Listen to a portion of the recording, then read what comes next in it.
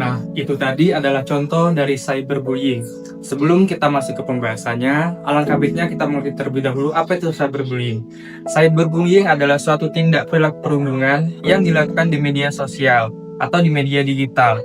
Biasanya menggunakan berbagai platform digital seperti media sosial, kolom chat, dan sebagainya. Hal ini dilakukan secara berulang dengan tujuan untuk merendahkan harkat serta martabat seseorang sehingga korban akan menjadi mental health dan kehidupan efektif seharinya akan terganggu. Nah, kenapa fenomena cyberbullying ini dapat terjadi? Karena kita tahu bahwasanya bullying merupakan satu tindakan yang dapat dilakukan melalui fisik maupun verbal. Cyberbullying merupakan salah satu bentuk bullying yang dapat menyentuh psikologis manusia melalui serangan verbal yang biasanya dilakukan di media sosial. Dan lebih parahnya lagi, mereka melakukan ini secara bersama-sama oleh kelompok orang yang tidak ada hubungan dengan si korban yang menyebabkan korban lebih tertekan. Cyberbullying ini dapat terjadi di Indonesia maupun di luar negeri, itu karena mereka tidak pintarnya mereka menggunakan teknologi yang menyebabkan dampak negatif, yaitu semakin maraknya kasus cyberbullying.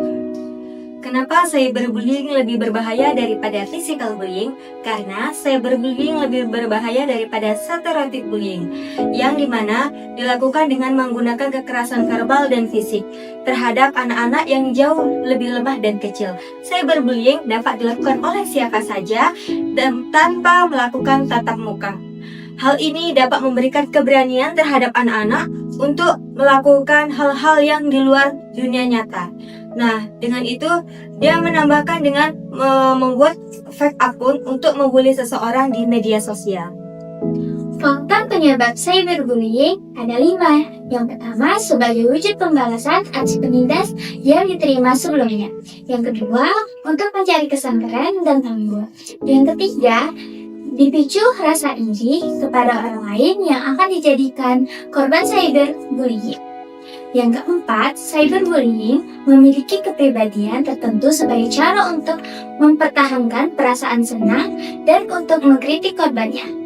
Yang kelima, menganggap cyberbullying sebagai cara untuk menyatakan dominasi dan kekuasaannya. Adapun bentuk-bentuk cyberbullying menurut Willard.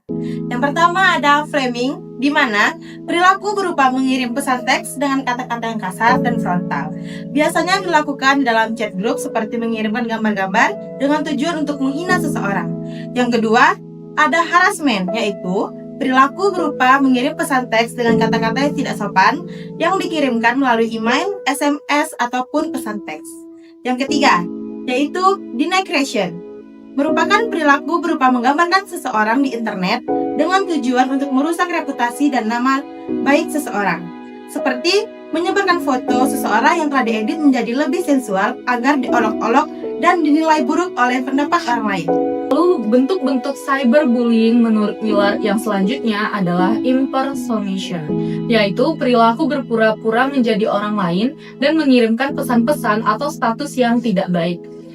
Kemudian ada exclusion, yaitu perilaku dengan sengaja dan kejam mengeluarkan seseorang dari grup online. Selanjutnya ada outing dan trickery. Outing adalah perilaku menyebarkan rahasia orang lain atau foto pribadi milik orang lain. Sementara trickery adalah perilaku membujuk seseorang dengan tipu daya agar mendapat rahasia atau foto dan video mereka. Lalu yang terakhir adalah cyber stalking.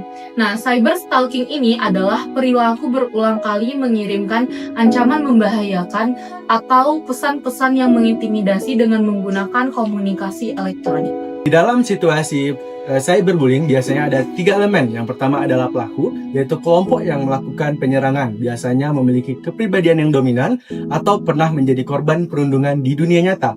Lalu yang kedua ada korban, yaitu pihak yang menjadi sasaran perundungan dan mengalami kerugian atau tekanan mental. Lalu yang terakhir ada elemen ketiga, yaitu saksi, adalah pengguna lain di internet yang melihat, membagikan, atau justru membiarkan tindakan perundungan tersebut terjadi. Karakteristik cyberbullying. Yang pertama, cyberbullying dilakukan secara berulang-ulang. Yang kedua, menyiksa secara psikologis, di mana ini bisa menyebabkan korban merasakan depresi ataupun stres. Yang ketiga, cyberbullying dilakukan dengan tujuan tertentu, misalnya hanya untuk sekedar bersenang-senang, mempermalukan korban, ataupun hanya sekedar untuk menghilangkan stresnya sendiri. Yang keempat, terjadi di dunia maya.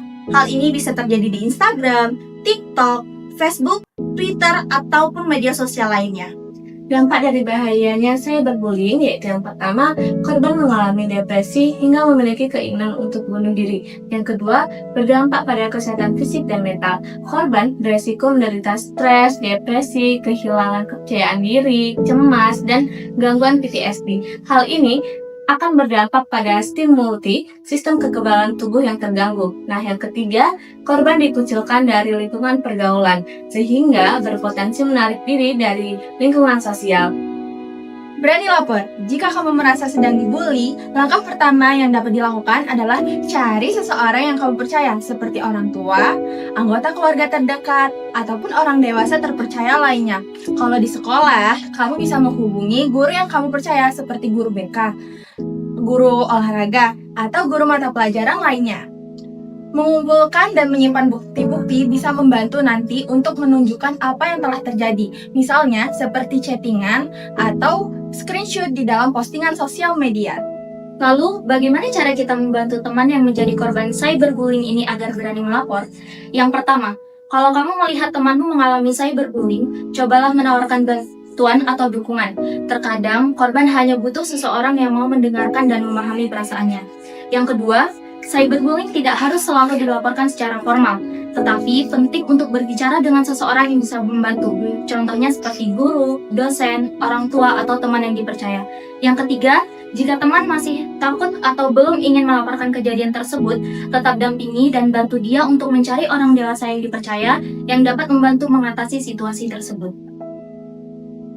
Ketika dibully di media, kita harus apa? Yang pertama, tidak merespon. Jangan memberikan respon kepada komentar atau pesan yang bersifat mengejek dan menyela. Ketika ditanggapi, maka pelaku akan terus puas dan terus-menerus melakukan.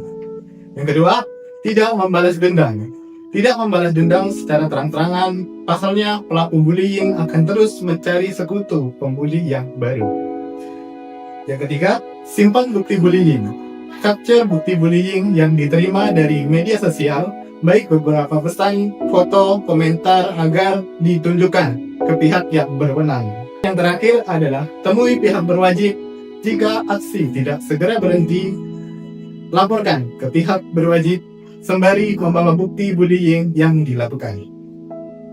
Cyberbullying bisa menyebabkan kematian karena berbagai kritik pedas, ancaman mengerikan yang dikirimkan oleh seseorang melalui platform sosial media dapat mengganggu mental korban cyberbullying. Hal ini tentu saja menimbulkan rasa depresi yang tidak berkesudahan untuk korban hingga membuat korban ingin mengakhiri hidupnya. Hal ini dikarenakan beban berat yang dia rasakan akibat berbagai komentar dan pesan jahat dari seseorang melalui media sosial.